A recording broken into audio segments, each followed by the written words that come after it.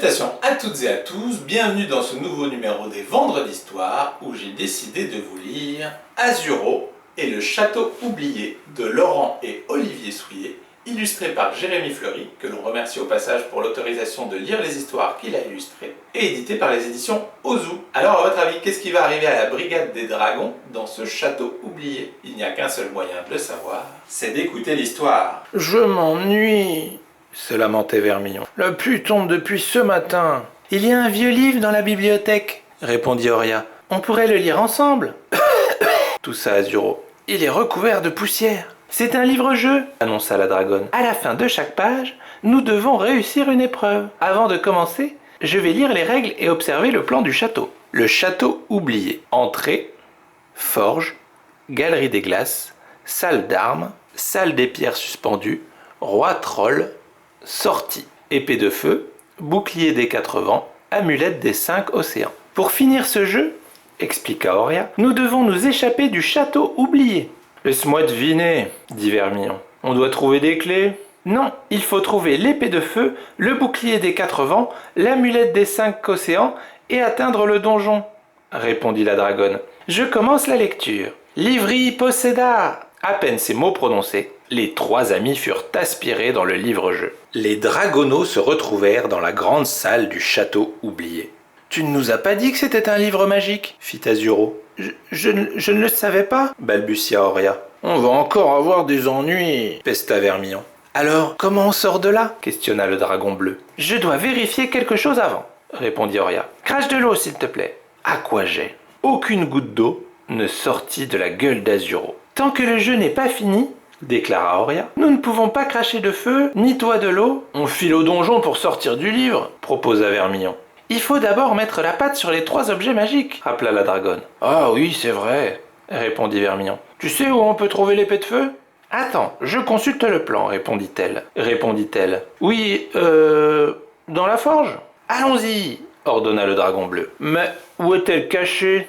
Demanda Vermillon. Lève la tête, fit Azuro. L'épée de feu porte bien son nom. Un petit battement d'aile, annonça le dragon rouge, et je la récupère. Tu ne peux pas, s'écria Horia. Vermillon voulut s'envoler, mais il s'étala de tout son long. Paf! Aïe! Ouille! Désolé, mais nous avons aussi perdu le pouvoir de voler, annonça la dragonne. On est fichu, bégaya Vermillon. On va y arriver en travaillant en équipe et en utilisant notre tête, affirma Azuro. Bon, surtout nos pattes et nos épaules. Azuro fit la courte échelle à Vermillon, qui hissa à son tour Horia sur ses épaules. Je ne vais plus tenir très longtemps, prévint le dragon rouge. Je l'ai presque, fit Horia. Encore un effort, l'encouragea le dragon bleu. On va réussir. Youpi! Crièrent les 3 amis en chœur. Vermillon, je te donne l'épée, sourit Horia. Tu l'as bien mérité. Maintenant, allons récupérer le bouclier, déclara Azuro. Suivez-moi, lança la dragonne en consultant la carte. On va dans la salle d'armes. Pour y parvenir, ils traversèrent la galerie des glaces et furent éblouis par la beauté du lieu. Pour obtenir le bouclier, annonça Horia, il faut prouver notre habileté. J'imagine qu'il faut planter une flèche au centre de cette cible, dit Azuro. Tout à fait, acquiesça-t-elle après avoir lu la page suivante du livre-jeu. Trop facile, s'exclama Vermillon tout sourire. Je vais y arriver, les griffes dans le museau. Nous ne disposons que d'un essai chacun, répondit Horia. Si aucun de nous ne réussit, nous devrons recommencer le jeu à 0. Qui commence? Reprit Horia. Moi, fit Vermillon. Observez ma posture, c'est tout un art. Au moment où il tira, le dragon rouge emmêla la corde de l'arc dans ses cornes. La flèche se planta entre ses pattes. Tchac! Impressionnant! Plaisanta la dragonne. Fallait me dire qu'il y avait du vent, répondit-il. On tire en même temps, proposa Azuro. Avec plaisir, se réjouit Horia. Bien droit et concentré, Horia et Azuro lâchèrent leurs flèches. Tchac, tchac! La cible disparut comme par magie, laissant place à un joli bouclier. Maintenant, annonça Horia, direction la salle des pierres suspendues, à la recherche de l'amulette des 5 océans. Je sens que ça ne va pas me plaire, se plaignit Vermillon. C'est pire que ce que je pensais, s'exclama le dragon rouge en voyant l'emplacement de l'amulette. Impossible de sauter jusqu'à la dernière pierre pour attraper l'amulette, déclara Horia. J'ai une idée, révéla Azuro. J'ai besoin de l'épée. Le dragon bleu bondit d'une pierre à l'autre, puis déploya toute son énergie pour atteindre la dernière. En vain. Il allait tomber dans le vide, mais il planta alors l'épée de feu dans le mur, et avec sa patte droite, attrapa l'amulette. Les pierres se transformèrent aussitôt en un pont solide, sur lequel il se posa délicatement. La cible disparut comme par magie, laissant place à un joli bouclier. Pour accéder au donjon, indiqua Auria, il faut monter ces escaliers et affronter le gardien. Tu veux bien me rendre l'épée ? Demanda Vermillon inquiet. D'habitude, tu n'aimes pas porter des objets lourds, plaisanta Azuro. Allons-y. Arrivé en haut des escaliers, un troll se tenait devant la porte du donjon. Il ne semblait pas disposé à les laisser passer. Il est énorme, murmura Vermillon.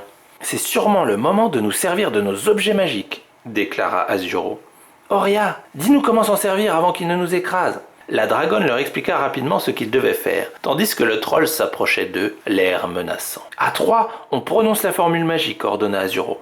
1, 2, 3. Lipeto potenti. Alors que le troll se jetait sur les dragonneaux, la formule magique activa les 3 objets magiques. Le troll tomba de tout son poids sur le sol. J'espère qu'il n'a pas eu trop mal, fit Azuro. Il est juste assommé, le rassura Auria. Vermillon ouvrit la porte du donjon. Ils découvrirent avec surprise qu'elle donnait sur l'intérieur de leur maison. Nous pouvons fermer la porte, dit Auria. L'histoire est terminée. Je n'ai jamais été aussi heureux de fermer une porte, déclara Vermillon. Il y a un autre livre-jeu sur les étagères, constata Auria. Évade-toi du royaume des monstres. On y joue ? Pourquoi pas, répondit Azuro. Vous ne seriez pas un peu zinzin ? S'inquiéta Vermillon. On plaisante, sourit Auria. On va boire un bon chocolat chaud, annonça le dragon bleu, avant de prendre plaisir à s'ennuyer. Les 3 amis rigolèrent en chœur. Fin. Alors ça vous a plu ? Vous avez vu, les 3 dragonneaux se sont retrouvés dans un livre-jeu. Donc les livres-jeux, on en a aussi à la médiathèque. C'est des livres où on choisit ce qu'on va faire ensuite en règle générale. Donc là, c'est un petit peu plus immersif avec la formule magique puisqu'ils se sont retrouvés carrément dans le jeu. Donc il n'y avait pas le droit de faire des erreurs s'ils ne voulaient pas devoir tout recommencer. Heureusement que c'est pas comme ça en vrai parce que sinon, ça serait un peu dangereux quand même.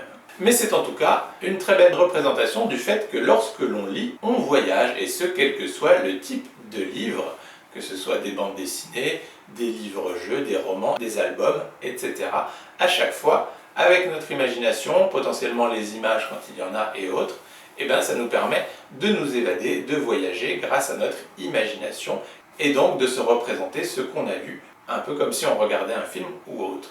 Donc voilà, là c'est une version un petit peu plus avancée de tout ça, puisqu'ils se sont retrouvés carrément dans le livre, mais que lorsque l'on lit, c'est un peu ce qui nous arrive. On est projeté dans l'intrigue et dans l'histoire. En tout cas voilà, j'espère que cette nouvelle aventure d'Azuro et ses amis vous aura plu. Et donc sur ces bonnes paroles, il ne me reste plus qu'à vous souhaiter une excellente journée, un excellent week-end, et je vous dis à la semaine prochaine pour une nouvelle Vendredi Histoire. Salut!